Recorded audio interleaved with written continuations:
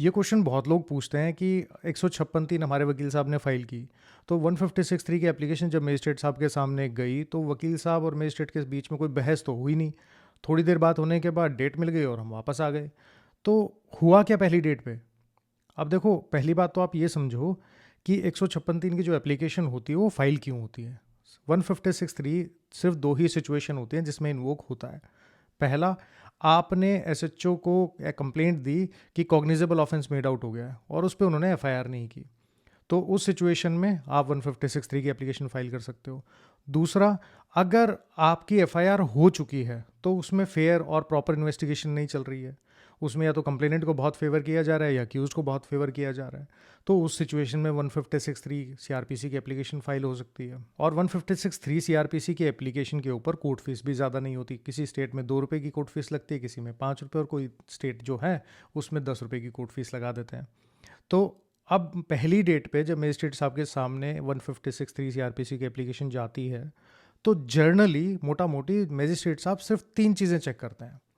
पहली चीज़ वो ये देखते हैं कि जिस पुलिस स्टेशन में आपने कंप्लेंट फाइल की या जिस सीनियर पुलिस ऑफिसर के पास आपने कंप्लेंट फाइल की थी, क्या वो उन मजिस्ट्रेट साहब के जुरिस्डिक्शन में आता है या नहीं आता है, क्योंकि हर पुलिस स्टेशन किसी न किसी मजिस्ट्रेट साहब कोर्ट के अंडर में काम करता है। तो पहला क्वेश्चन कि क्या वो एसएचओ कंसर्न जो है, पुलिस स्टेशन जो है, वो उनके जुरिस्डिक्शन में, उनके अथॉरिटी के अंडर में है या नहीं है।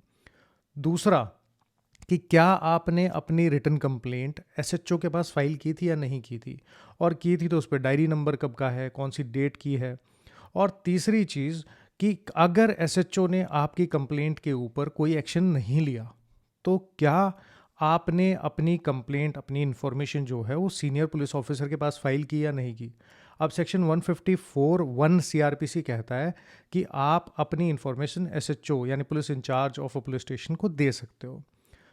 154(3) सीआरपीसी कहता है कि आपके कंप्लेंट के ऊपर अगर कोई कार्रवाई नहीं होती है तो आप same complaint, same information senior police officer के पास बाय पोस्ट भी भेज सकते हो, बाय पर्सनली भी जा सकते हो। ऐसे कोई ज़रूरत नहीं है स्पीड पोस्ट की।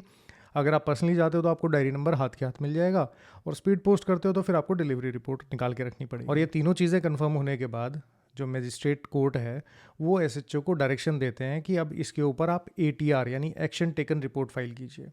क्योंकि जब भी कोई इन्फॉर्मेशन एसएचओ के पास आती है and that is pertaining to the commission of an offence, तो ये एसएचओ की ड्यूटी होती है कि वो उसके ऊपर किसी न किसी इन्वेस्टिगेटिंग ऑफिसर को अपॉइंट करे, उस पर इंक्वायरी करवाए या फिर कोई केस मुकदमा दर्ज करने के बाद उसमें इन्वेस्टिगेशन करवाए।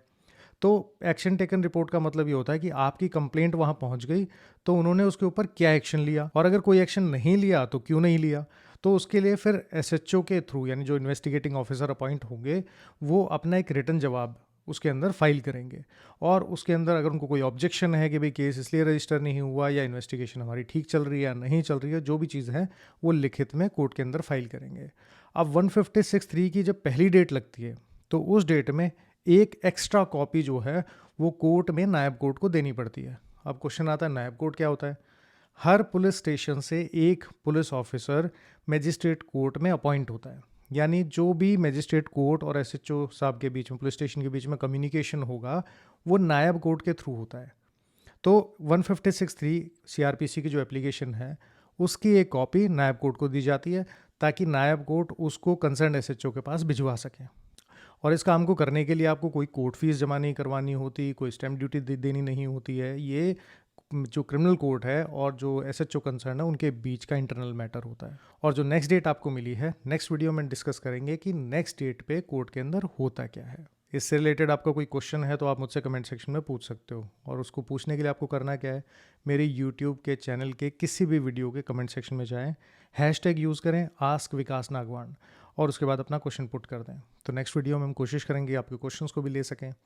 तब तक के लिए खुद भी लीगली अवेयर रहिए और बाकियों को भी कीजिए।